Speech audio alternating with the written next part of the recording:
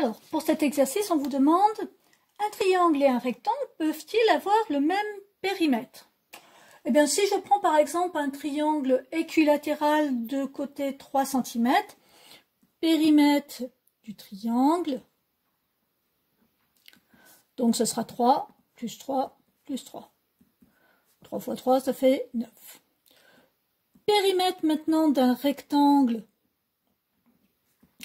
de longueur, eh bien on va prendre 4.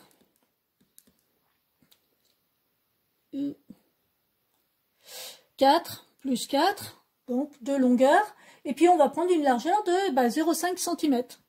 Et bien là, ça nous fera 0,5 plus 0,5.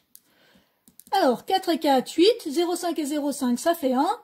8 et 1, ça fait 9. Mes deux figures ont le même périmètre. Donc, petit a, oui, c'est possible. Petit b.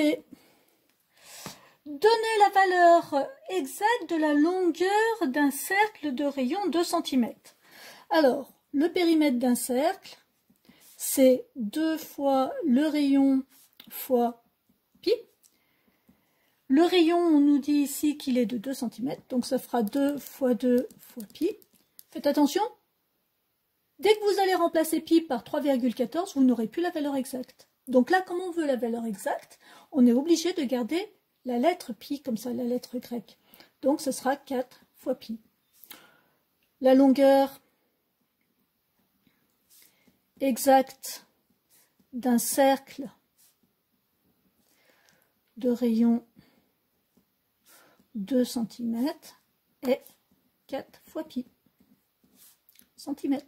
Et on garde bien cette opération, parce que si on remplace par une valeur approchée de pi, même si on met 18 000 chiffres après la virgule, eh bien ce ne sera toujours pas la valeur exacte, parce qu'on peut avoir 18 001 chiffres après la virgule pour pi, par exemple. Petit c. On vous demande maintenant le périmètre d'un carré de côté 20 cm. Calculer. Ah non, pardon. Le périmètre d'un carré est de 20 cm et on vous demande de calculer la longueur d'un de ses côtés. Alors, le périmètre d'un carré, c'est 4 fois le côté. Si 4 fois le côté, c'est 20 cm, pour trouver la longueur d'un seul côté, on va diviser par 4. Donc 20 divisé par 4 égale 5. La longueur du côté est de 5 cm. Petit d. Un rectangle a pour périmètre 46 cm et pour longueur 14 cm. Et on vous demande quelle est la largeur. Alors, périmètre d'un rectangle, c'est 2 fois la longueur plus 2 fois la largeur. Ici, on sait que la longueur, c'est 14 cm. Donc ici, on a 2 fois 14 plus 2 fois la largeur. C'est-à-dire ici 28 plus 2 fois la largeur. Et on sait que c'est égal à 46 cm. Donc ici, qu'est-ce que je vais faire? Eh bien, je vais faire 46 cm moins les longueurs. Alors ici, ça va nous donner 8.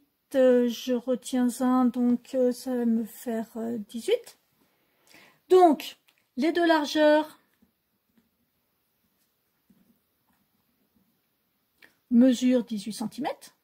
Les deux largeurs mesurent 18 cm. Pour avoir une seule largeur, je divise par 2.